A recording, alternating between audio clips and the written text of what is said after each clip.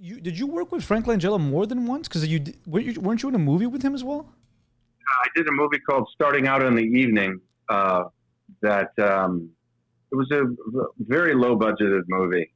It was a great New York cast, and it went to Sundance.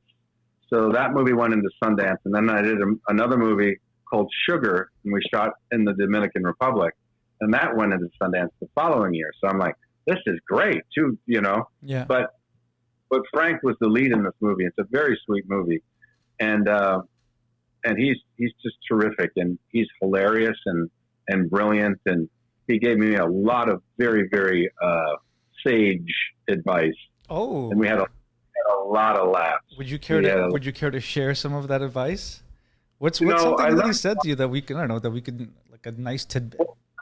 One of my favorite things that he said is that whenever we would start a rehearsal, he would say, "Okay, let's take 10 minutes and shoot the shit." And I thought, every time I start a rehearsal with my scene partner, I'm going to say that, because let's just shoot the shit for 10 minutes. I like the fact that he wanted to shoot the shit and he put a time element on it. So we'll shoot the shit for 10 minutes and then we're going to go to work. Because how many rehearsals do you go to with, whether it's in class and it just devolves into a coffee and you shoot the shit for an hour. Right. Or Right. tired after talking to really rehearse.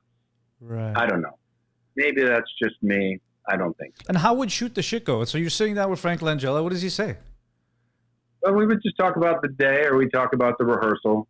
Another thing that was very helpful for me as an understudy is that he would come up to me before the show, because I was still having to watch every show for the blocking, and it was an original piece, so they were doing rewrites in the daytime.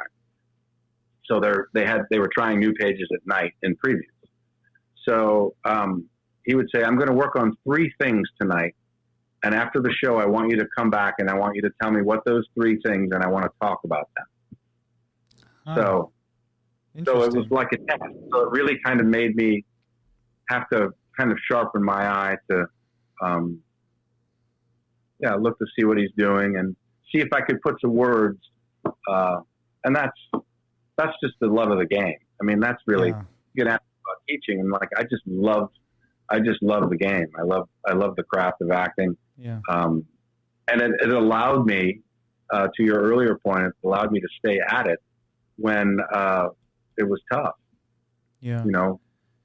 Did you ever get on stage? Did Ray Liota ever get sick or anything? No, it was pretty. He heard that I was good in rehearsals, and I think that kind of. He's like, "I'm not letting this guy on stage." Oh, that's interesting. That's an interesting element. I never thought about it that way. I never thought from that perspective. Like the main guy would be like, "Well, if I let this guy on stage, he might, overshadow me or something."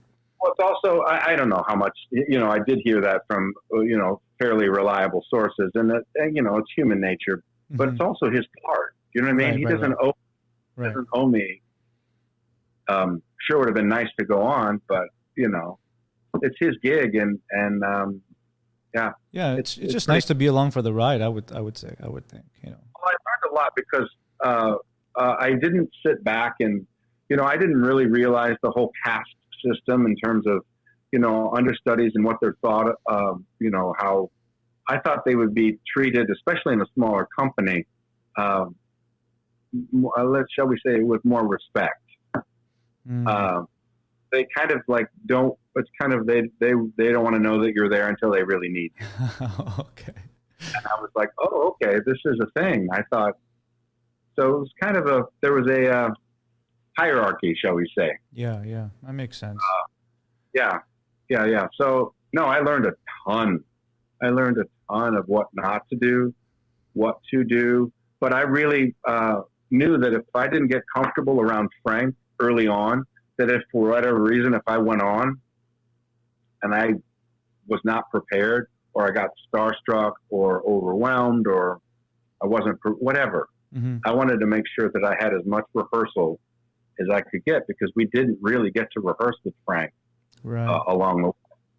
But he did say towards the end of the run, he goes, "I'll come in on one Friday and I'll run the show with you guys." Oh, wow. So he really was very, very generous with that. And he was always another couple of good pieces of advice that I hold dear to me, is that he always loved to say, never give up, never give in. Never give up, never give in, because you're going to have times where it's rough. Just remember that phrase, never give up, never give in.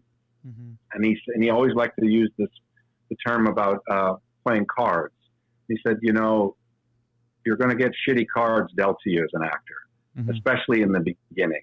He said sometimes you only get twos. It only feels you get the lowest card in your hand. He goes, play those twos for all they're worth. Mm. You know, Yeah. that's what you said in your intro in your podcast about, you know, just hanging in there. And that's what Yep. that's what really separates the ones that really do well and continue on, and the ones that don't. They just hang in there and just put one foot in front of the other. Yeah.